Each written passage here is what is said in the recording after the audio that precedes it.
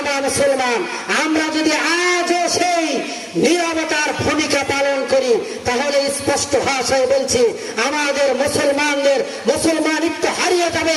হক কথা বলা প্রত্যেকটা মুসলমানের ঈমানি দায়িত্ব। নরম সুরে কথা বলা যেরকম সুন্নাত, গরম সুরেও কথা বলা সুন্নাত, মার খাওয়াও যেরকম রাসূলের সুন্নাত। ইসলাম বিদ্বেষীদেরকে, কাফেরদেরকে, বেঈমানদেরকে, নাস্তিকদেরকে, ইহুদিদেরকে মারতেও রাসূলের সুন্নাত। কথা বলেন ঠিক কিনা? সুন্নাত শুধু খাওয়া শেষে মধু পান নয়, সুন্নাত শুধু মিষ্টি পান করা নয়, সুন্নাত নয় শুধু খাওয়া শেষে মধু পান। আরো কিছু সুন্নাত আছে তুমি জানো কি? জানলেও জীবনে কখনো তা মানো কি?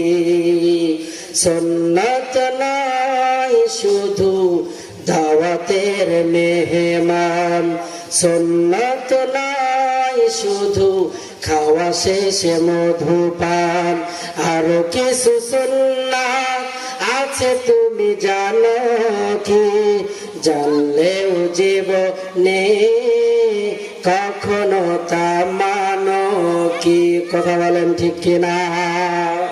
সুন্নাত শুধু দাওয়াতের মেহমান আর মধু খাওয়া নয়, সুন্নাত হলো মার খাওয়া সুন্নাত, মার খাওয়া সুন্নাত। আমরা মুসলমান, আমাদেরকে বিপ্লব ঘটাইতে হবে। বিপ্লব না ঘটানো পর্যন্ত আমাদের সোনার বাংলাদেশে সারা বিশ্বে কালেমার পতাকা উড্ডীন করা মুসলমানদের পক্ষে কখনো সম্ভব নয়।